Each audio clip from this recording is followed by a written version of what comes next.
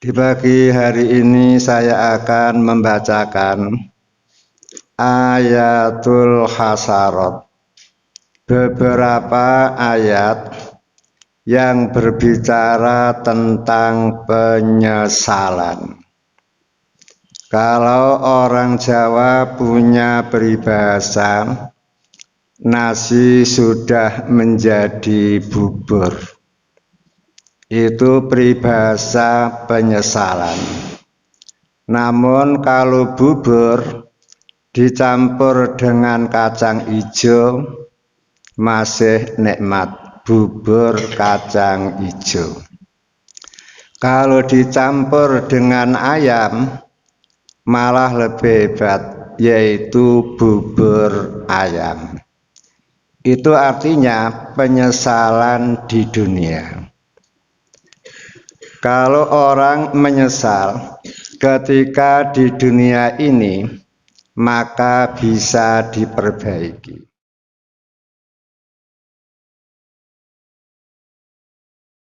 Assalamualaikum warahmatullahi wabarakatuh. Bismillahirrahmanirrahim.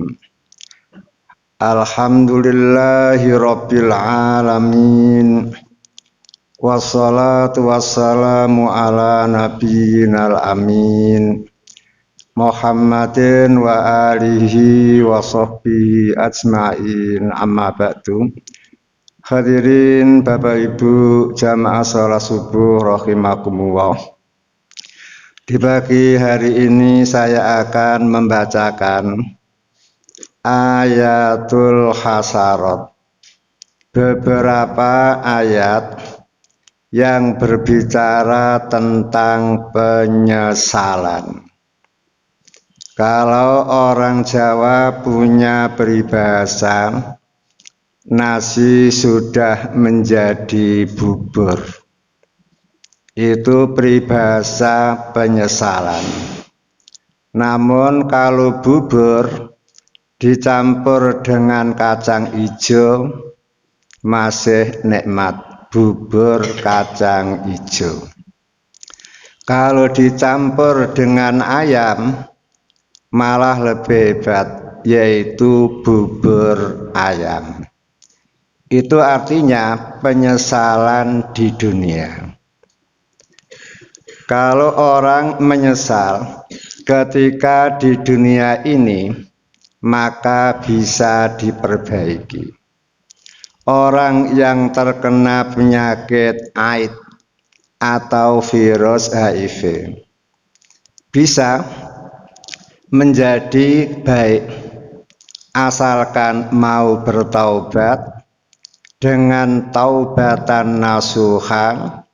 Setelah itu islahun nafsi, memperbaiki dirinya.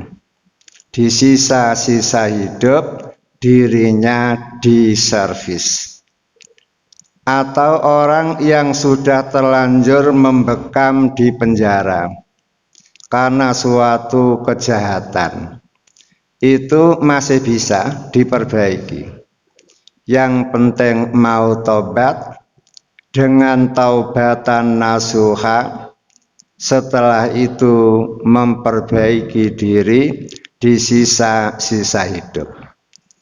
Lebih-lebih penilaian Allah untuk manusia di dunia ini bukan di awal, namun di akhir. Beda dengan di akhirat, penghisapannya itu, penilaiannya itu di awal. Setelah lulus baru surga, tidak lulus baru neraka. Sementara kita di dunia ini penilaiannya di akhir. Sehingga di dalam hadis riwayat Imam Bukhari, Nabi Muhammad mengatakan innamal a'malu bil khawatimi. Sesungguhnya amal itu dilihat akhirnya. Kalau sejak mulai balik baik. menjelang 2 hari 3 hari wafat, tahu-tahu murtad. Setelah murtad mati. Maka berarti yang dinilai bukan berpuluh-puluh tahun ibadahnya, namun yang dinilai 3 hari 4 hari menjelang kematian. Makanya dia menjadi su'ul khotimah. Begitu pula umpama ada orang sejak balik metal dah semuanya dicoba, tidak ada yang tertinggal. Kepingin nyate tikus ya disatelah tikus, kemudian kepingin apa istilahnya anjing guling, dia digulinglah anjing itu, kemudian dilalah setelah dekat dengan ajal, lah kok terbuka hatinya. Kemudian dia masuk Islam, baru masuk Islam semua dosa terampuni, tertutupi, baru berislam beberapa saat wafatlah dia dalam keadaan Islam. Maka begitu itu penilaiannya adalah di akhir. Sehingga dia disebut memperoleh husnul khotimah. Sehingga bapak-bapak, ibu-ibu boleh mencoba. Silahkan sekarang, tidak perlu sobo masjid Raudhatul Jannah. Melakukan dosa terus, sehari 2 hari mau wafat, tobat, mati, husnul khotimah. Yang penting panjenengan sudah kenalan dulu dengan Israel. Kapan kita ini wafat sehingga bisa siap-siap.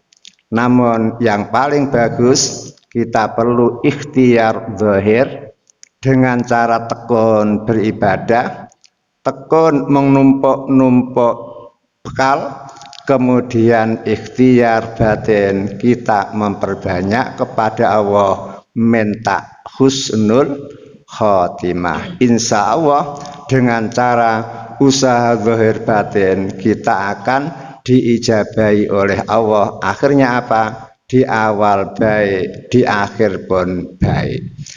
Itulah penyesalan di dunia. Sekarang ayat-ayat yang akan saya bacakan ini penyesalan la tanfa. Penyesalan yang sudah tidak ada gunanya lagi, penyesalan yang tidak ada makna sama sekali. Tiwas menyesal, namun tidak akan ada perbaikan sama sekali. Kemudian ayat-ayat penyesalan ini tentang apa saja? Pertama, khina tuwfiya, ketika dia wafat. Di saat manusia diwafatkan oleh Allah, maka banyak sekali orang-orang yang mengalami penyesalan yang berat, dan penyesalan itu tidak ada manfaatnya sama sekali. Hal ini bisa panjenengan lihat dalam surat Al-Mu'minun, surat yang ke-23 ayat 99 dan 100. Allah mengatakan hatta idza jaa ahadahumul mautu qala rabbirji'uni la'alli a'malu sholihan fima taraktu. Ada manusia, kata Allah, yang sehari-harinya hanya diisi dengan dusta, fitnah, mencela orang, melakukan tindak kejahatan, padahal berjuta-juta kali para mubalek memberi peringatan. Namun no reken, tidak ngereken sama sekali. Begitu ajal tiba, sehingga matilah dia, kemudian masuk ke liang kubur, barulah dia tahu akibat dari apa yang selama ini dikerjakan. Akhirnya dia mengatakan, Rabbirji'uni, ya Allah, tolong kembalikan aku kembali ke PP Legi, ke Wisma Permai. Kalau sekiranya engkau mau bersedia mengembalikan aku hidup lagi di dunia, la'alli a'malu sholihan fima taraktu. Pasti aku akan melakukan kebaikan-kebaikan yang berkaitan dengan harta kekayaan yang aku tinggalkan. Kayak yang menyesal ini orang yang banyak duit. Ketika meninggal dunia, menyesalnya luar biasa dan ingin sekali untuk kembali ke dunia agar bisa menggunakan harta kekayaannya di dalam kebaikan-kebaikan. Dan lebih menderitanya lagi, Pak, apabila harta yang dia kumpul-kumpulkan itu yang mengantarkan dirinya ke neraka, justru setelah dia mati, harta itu diwarisi oleh keluarganya. Dilalah gara-gara harta itu, keluarga bisa meraih surga. Karena keluarganya baik-baik tekun beribadah, maka begini ini si mayit lebih menderita lagi. Dia betul-betul menyesal, hartaku mengantarkan aku ke neraka, sementara hartaku yang aku tinggal mengantarkan keluargaku ke surga. Sehingga dia ngomong, ya nasib, ya nasib. Itulah penyesalan yang tidak akan pernah berguna sama sekali. Kemudian Allah mengatakan, kalla innaha kalimatun huwa qailuha. Sekali-kali tidak akan terjadi.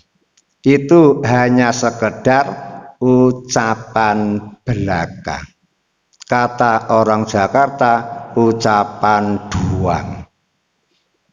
Umpama betul dia dikembalikan ke dunia, jelas dia pun akan melakukan yang sama. Wa min waraihim barzakhun, sedangkan di belakang mereka sudah ada tembok besar. Jadi alam barzah itu adalah alam dinding, Pak. Mendindingi kita dari dunia, mendindingi kita dari akhirat. Kembali ke dunia tidak bisa karena ada dinding Berlin gitu. Kemudian mau lanjut ke surga juga tidak bisa, karena akhirat tidak bisa karena belum waktunya, sehingga dia betul-betul terjebak di penjara yang ada di barzakh. Sampai kapan? Ila yaumi yub'atsun, hingga hari mereka dibangkitkan. Setelah bangkit barulah mereka akan keluar dari alam barzakh menuju perjalanan ke akhirat. Dari ayat ini koyok-koyok jelas, Pak.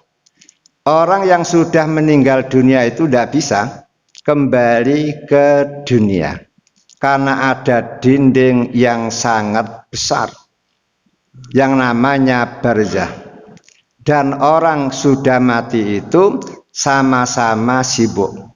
Yang satu sibuk dengan kenikmatan surga, yang satu sibuk dengan penderitaan karena akan masuk ke dalam neraka. Kemudian di dalam surat Al-Munafikun, Pak.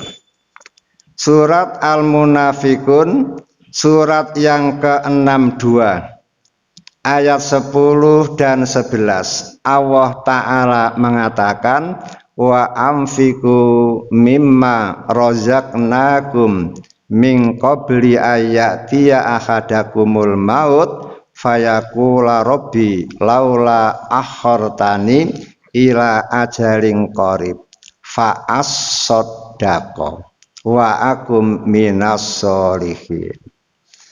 Allah Ta'ala menyuruh kita, semua manusia diperintah oleh Allah untuk menginfakkan sebagian dari rezeki yang Allah berikan kepada kita, mumpung hari kematian belum datang. Karena manusia apabila sudah kedatangan hari kematian, masa Allah dia betul-betul menyesal.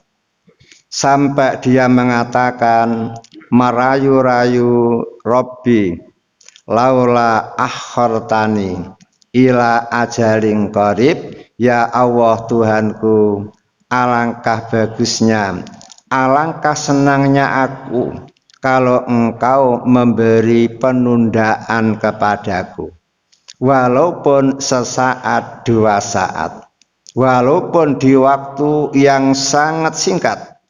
Kalau keinginanku engkau kabulkan, aku berjanji, pertama, fa'as-sodaqoh, aku akan memperbanyak sodakoh, dan terus sodakoh lagi, menggunakan is-sodakoh. Itu menunjukkan sodakohnya tidak main-main. Mungkin mereka sebelum wafat sodakoh ya sodakoh, tapi kecil-kecil gitu. Begitu tahu nilai sodakoh ketika sudah meninggal dunia, masa Allah menyesalnya luar biasa sampai dia berjanji fa'as-sodakoh, maka aku akan memperbanyak sodakoh dan terus menerus. Wa akum minas sholihin, dan aku pasti menjadi kelompok orang-orang yang soleh. Namun apa jawaban Allah? Wala yu'akhirallahu nafsan idza jaa ajaluha. Allah tidak akan pernah menunda ajal manusia. Kalau sudah waktunya datang, ya datanglah. Tidak bisa diajukan walaupun sesaat, juga tidak bisa ditunda walaupun sesaat. Kemudian kalau kita renungkan, Pak, mengapa yang diingat dan yang akan dilakukan oleh mayit-mayit itu kok sodakoh, Pak? Karena ternyata sodakoh itu sebagai teman sejati manusia ketika di alam barzah. Istri tidak menemani lagi, anak tidak menemani lagi, tetangga dan teman tidak menemani lagi. Satu-satunya teman yang ada di barzah adalah sodakoh. Dan ketika bangkit dari kubur, sodakoh itu pula lah yang menjadi payung kita. Di saat matahari didekatkan oleh Allah seukuran 1 mil. Gara-gara ayat ini ada seorang ulama, Pak, namanya Abu Lais. Dia itu masya Allah kayanya luar biasa, namun tidak pernah zakat. Padahal tiap bulan itu gajinya 1.000 dinar, Pak. Kalau 1.000 dinar kemudian dikalikan 4,25, Pak, gram, berarti sudah 4.250 gram. Dikalikan 970.000 per gramnya, Pak, itu sudah 4 miliar. 122.150.000. Bayangkan. Setahun 12.000 dinar. Kalau anggap sajalah per 1.000-nya itu 4 miliar, berarti tiap tahun dia memperoleh penghasilan 48 miliar. Namun tidak pernah zakat sama sekali. Mengapa? Habis. Dia hanya menyisakan untuk suku cadang saja kurang dari 1 nisab. Kalau nisabnya 85 gram, dia paling-paling menyimpan 70 gram. Kemudian sisanya langsung bagi. Sasaran tembaknya adalah guru-guru TPA, guru-guru Madin yang tiap bulan bayarannya 200.000. Ada yang 300.000, itu yang disasar oleh Abu Lais. Sehingga semua orang kagum. Sugih tapi tidak pernah zakat. Karena apa? Zakat itu baru wajib buat orang yang mempunyai simpanan mencapai nisab, yaitu 85 gram. Kalau diuangkan tinggal mengalihkan, dan genap 1 tahun. Belum 1 tahun kok kurang, berarti belum wajib zakat. Berarti mulai berikutnya lagi, kan begitu. Nah, dia selama-lamanya tidak pernah punya simpanan 85 gram. Makanya dia tidak wajib. Kemudian yang kedua, khina yuksaru yaumal jam'i. Penyesalan yang akan terjadi pada manusia adalah ketika dia dikumpulkan oleh Allah di mahsyar. Berarti ketika trompet yang kedua ditiup oleh malaikat Israfil, semua makhluk hidup kembali. Mulai dari malaikat, jin, manusia, hewan, semuanya hidup kembali. Mengapa hewan hidup kembali? Karena hewan pun akan menuntut hak-haknya. Maka panjenengan dulu ketika masih kecil kok pernah adu jangkrik, maka jangkrik itu besok pada hari kiamat akan menuntut panjenengan. Kalau pernah adu jago, berarti besok pada hari kiamat jago itu akan menuntut panjenengan. Namun tidak perlu khawatir, karena masih kecil, belum balik, sehingga insya Allah tidak terlalu berat mempertanggungjawabkannya. Dan setelah hak-hak hewan itu dipenuhi oleh Allah, barulah Allah ngomong kun turoba, jadilah kamu tanah.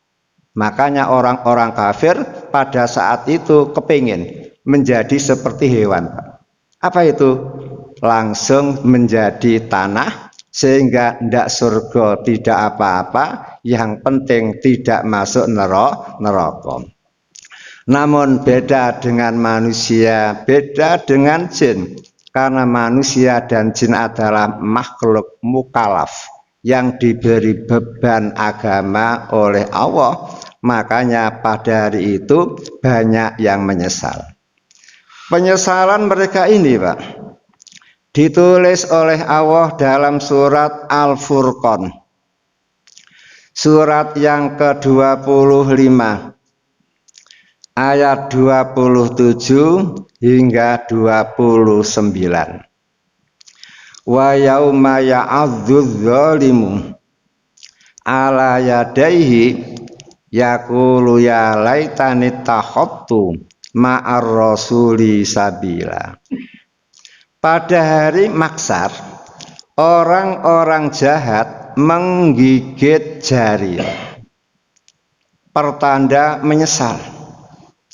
Kemudian dia mengatakan, ya laitani, alangkah bahagianya aku, ittakhadtu ma'ar rasuli sabila, seandainya ketika di dunia aku menempuh jalan bersama Nabi Muhammad, yaitu berislam, beribadah kepada Allah dan taat terhadap hukum-hukum Allah. Ya wailata, aduh binasanya aku, sengsaranya aku, laitani lam attakhid fulanan khalila. Seandainya aku dulu ketika di dunia tidak mengangkat si fulan menjadi kekasih. Laqad adhallani anidzikri. Sungguh si fulan telah menyesatkan diriku dari Al-Qur'an, dari hukum-hukum Allah, dari ketaatan kepada Allah. Ba'da idza'ani, setelah Islam datang kepadaku.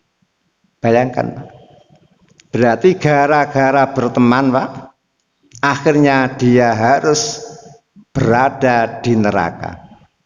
Gara-gara berteman, besok pada hari maksar akan memperoleh penyesalan yang luar biasa.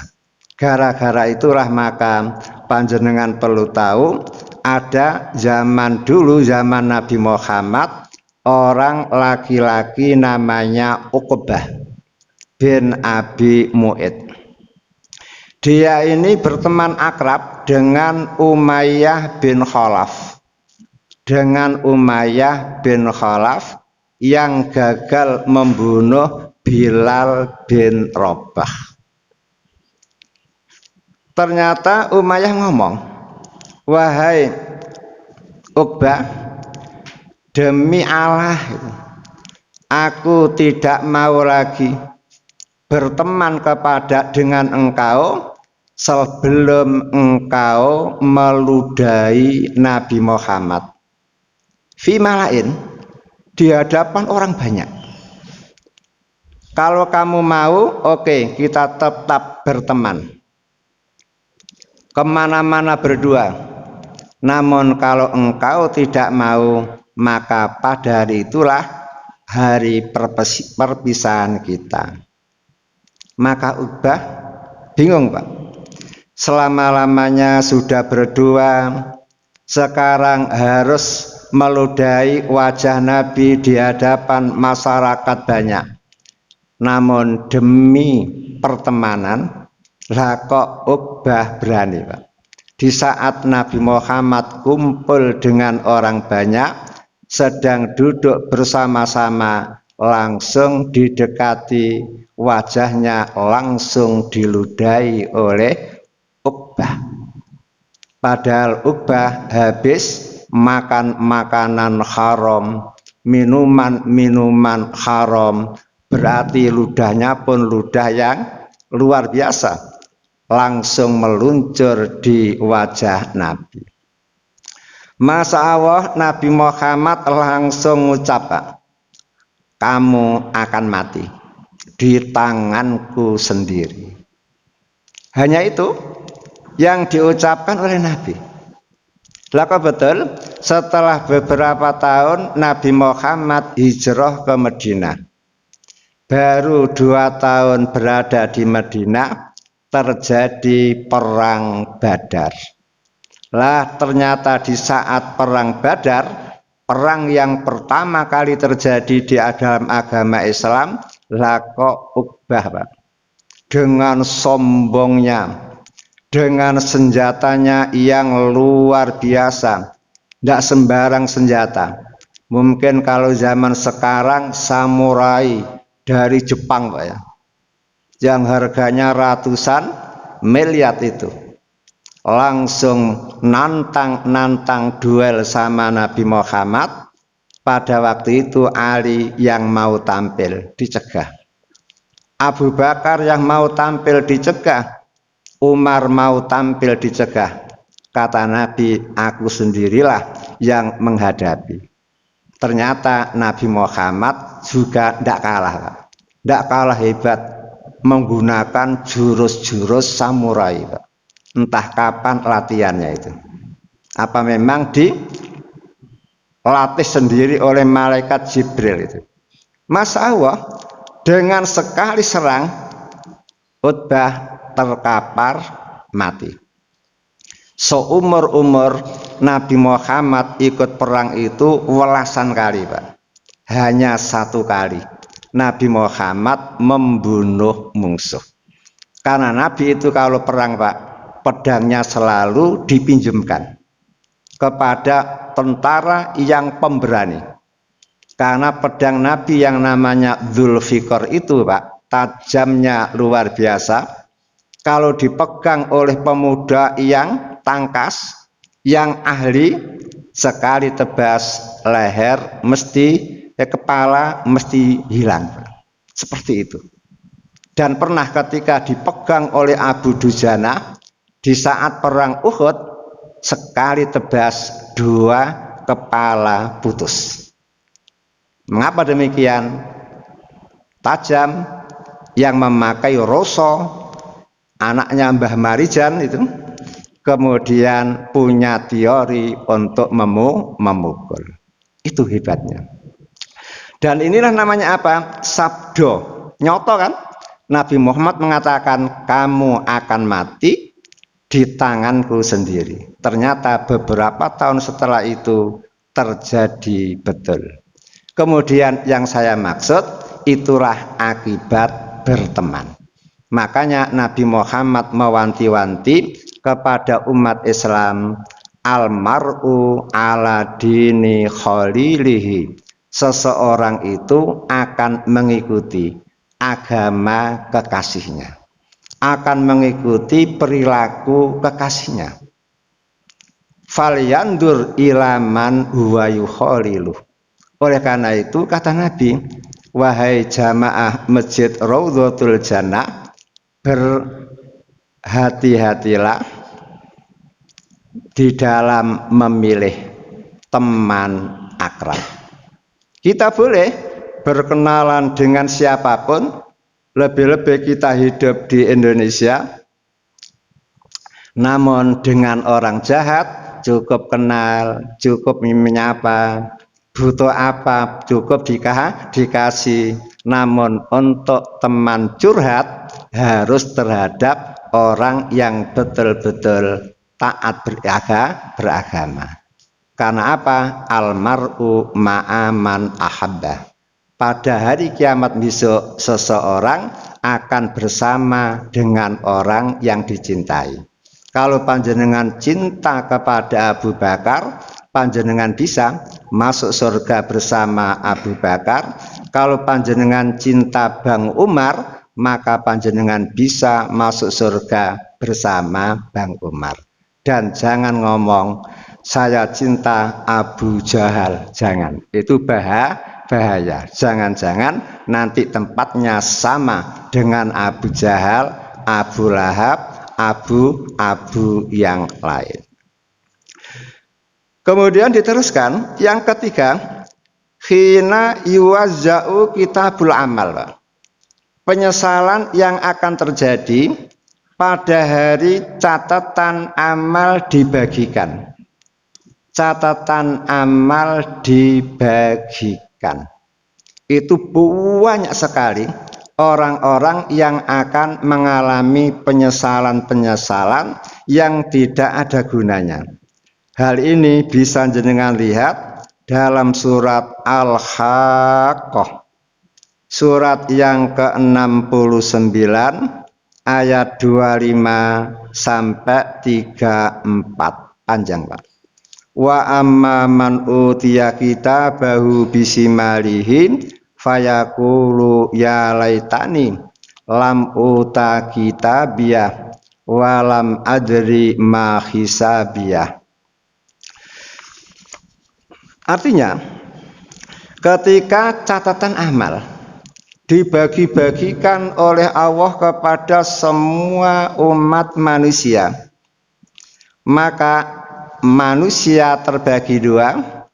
Ada yang dikasih catatan amal dengan tangan kanan, ada yang dikasih catatan amal dengan tangan kiri. Semua pelajar ketika memperoleh rapat Pak ya, kalau yang satu gendelan gede, yang satu gendelan kecil, Berarti yang gede-gede lulus naik kelas, kemudian gendelan yang kecil biasanya yang tidak naik kelas, sehingga semua orang pada waktu itu sudah tahu di mana tempat yang akan mereka tempati melalui catatan amal itu. Lah orang-orang yang diberi catatan amal oleh Allah, dengan tangan kirinya dia mengatakan, alangkah bahagianya aku. Lam uta kitabiyah. Kalau pada hari ini saya tidak dikasih catatan amal. Walam adri ma hisabiyah. Dan alangkah bahagianya aku. Seandainya hari ini aku tidak menjumpai penghisapanku. Lihat, ya laitaha kanatil qadhiyah, alangkah bahagianya aku. Seandainya kematian kemarin merupakan kematian yang terakhir, yang tidak bisa hidup kembali. Ma aghna anni maliyah, ternyata harta yang saya kejar-kejar, kerja lembur, tidak kenal waktu, sehingga memperoleh hasil yang banyak. Amma agna, ternyata harta tersebut tidak memberi manfaat sama sekali. Halaka anni sultaniyah, kekuasaan yang ku kejar-kejar sampai harus nyikut kanan nyikut kiri, nendang kanan nendang kiri, ternyata di hari kiamat kekuasaan tidak ada lagi, hilang begitu saja. Setelah mereka menyesal, lah kok ada perintah dari Allah, huzuhu, tangkap dia, fagolluhu, belenggu dia, summal jahim soluh, kemudian leb-lebkanlah dia ke dalam neraka jahim. Summa fi silsilatin darauha sab'una dhira'an fasluku, kemudian ikatlah dia dengan rantai 70 hasta sehingga tidak bisa kabur seperti Edi Tansil, Pak ya. Ingat Pak ya? Iya. Harun masihum. Karena apa? Yang menangkap adalah malaikat, yang membergol adalah malaikat. Kemudian yang keempat, khina yuhasabu, penyesalan ketika dihisab oleh Allah. Hal ini bisa jenengan lihat dalam surat Al-Kahfi, surat yang ke-18 ayat 49.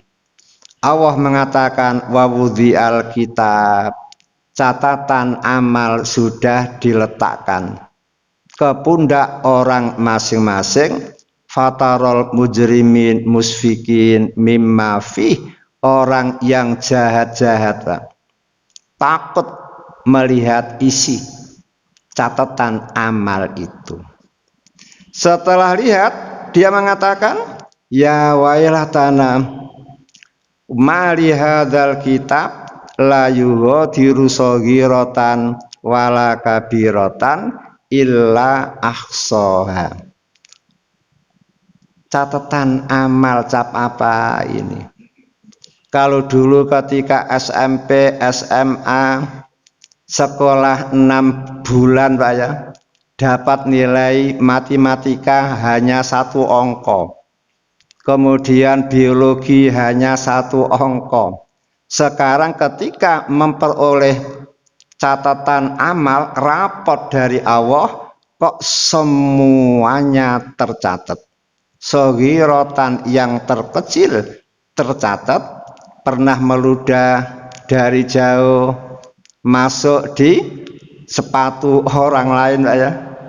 Kemudian ketika orangnya tergopoh-gopoh langsung turun, begitu kaki dimasukkan ternyata basah, begitu dilihat lah kok dak.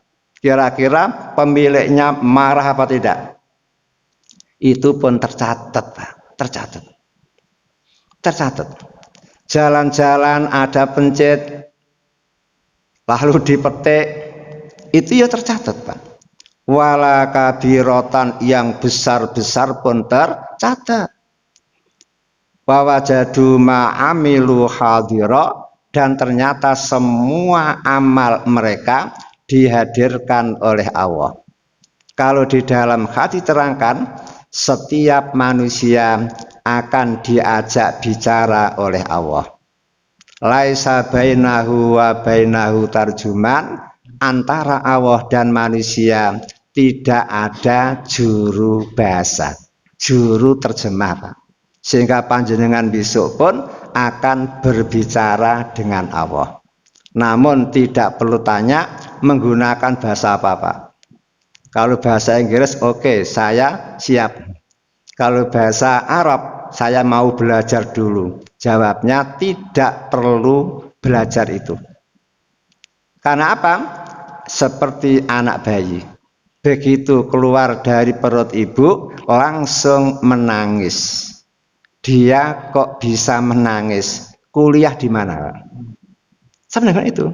Besok kita akan bisa sendiri. Kemudian setelah manusia diajak omong-omong oleh Allah, begitu dia melihat ke arah kanan, Pak, ternyata amal baiknya terkumpul di sebelah kanan. Mulai dari balik sampai wafat, Pak. Apapun yang dikerjakan terkumpul. Walaupun panjenengan sudah lupa banyak, namun pada waktu itu jenengan ingat kembali. Begitu melihat ke kiri, ternyata semua kesalahan, kejahatan yang pernah dia lakukan kelihatan semuanya, Pak. Sebelum ditimbang saja mereka sudah bisa, Pak, mengetahui kira-kira nasibnya di mana. Kan ada rumus fa'amma man sakulat mawazinu, kan itu kan? Sehingga belum ditimbang oleh Allah, manusia sudah tahu. Namun begitu melihat ke arah depan, Pak, ternyata dia tidak melihat siapapun ilanar, kecuali kelihatan neraka tilqa awaji, di hadapan muka, Pak. Sudah, depan neraka. Sebelah kanan amal baik, sebelah kiri amal jahat. Sementara jahatnya lebih besar umpama, otomatis takutnya luar biasa. Maka Nabi Muhammad bertausiah, fattakun nar walau bisiki tamrotin. Maka waspadalah terhadap api neraka, walaupun dengan bersedekah sepecah kurma. Itu pun kadang-kadang kalau tepat sasaran bisa menyelamatkan orang dari api neraka, mengantarkan orang ke dalam surga. Sepecah kurma. Yang penting tepat sasaran, bisa, Pak, menyelamatkan orang dari neraka. Bagaimana dengan 1 juta, 2 juta? Bagaimana dengan 1 miliar, 2 miliar? Maka lebih luar biasa. Terakhir, khina yu'adzabu, ketika diazab. Jadi ketika manusia berada di dalam neraka, Pak, baru menyesal, dan penyesalannya tidak akan bermanfaat sama sekali. Hal ini bisa jenengan lihat dalam surat Al-Ahzab, surat yang ke-33 ayat 66 sampai 69. Yauma tuqallabu wujuhum finnar, pada hari itu ada manusia yang wajahnya dibolak-balik di neraka, Pak. Seperti ibu-ibu goreng kacang jebol, diwolak-walik, diurak-urik seperti itu. Finnar, dalam neraka. Yaqulun, mereka mengatakan, ya laitana, alangkah bahagianya aku, atau nawah, ketika di dunia mau taat kepada Allah, wa ata'na rasul, mau taat kepada rasul. Itu, Pak, penyesalannya. Berarti orang ketika di dunia taatnya kepada orang-orang kafir, orang-orang jahat, sampai budaya niru mereka, sistem ekonominya meniru mereka, politiknya niru mereka, ini bahaya, Mbak. Akan mengalami penyesalan semacam ini. Waqalu, lalu mereka ngomong, Rabbana inna atokna sadatana wa kubaro'ana. Ya Allah, saya akui ketika aku hidup, aku hanya taat kepada pemimpin-pemimpin kami, taat kepada pembesar-pembesar kami, fa'adzalluna sabil. Ternyata para pemimpin itu menyesatkan kami dari jalan Engkau. Ya. Berarti kita ini wajib, Pak, taat kepada pemimpin, tapi di dalam hal-hal yang tidak bertentangan dengan agama. Namun kalau perintah pemimpin itu tembak, menembak orang yang tidak bersalah, kok ditembak? Itu namanya menyembah kepada pemimpin. Ini yang berbahaya. Hadirin yang berbahagia, itulah 5 poin ayat yang berbicara tentang penyesalan yang tidak ada gunanya lagi. Pertama tadi apa? Ketika ajal tiba. Yang kedua ketika pada hari mahsyar. Kemudian ketiga pada waktu penerimaan rapot. Kemudian yang keempat waktu penghisapan. Kemudian terakhir waktu tersiksa di neraka. Semoga dengan ayat-ayat ini panjenengan memperoleh ilmu yakin, Pak. Ilmu yang wajib untuk diyakini. Kemudian kapan menjadi ainul yakin? Besok. Kemudian kapan menjadi hakul yakin? Kalau sudah menikmati. Bagi yang berada di surga, yang sudah merasakan, bagi yang ada di dalam neraka, sehingga tingkatan jenengan sekarang ini baru ilmu yakin, ilmu yang wajib untuk diyakini. Mari kita akhiri dengan doa kafaratul majelis. Subhanakallahumma wa bihamdika asyhadu an la ilaha illa anta astaghfiruka wa atubu ilaik. Walhamdulillahi rabbil alamin. Wal afu minkum. Assalamualaikum warahmatullahi wabarakatuh.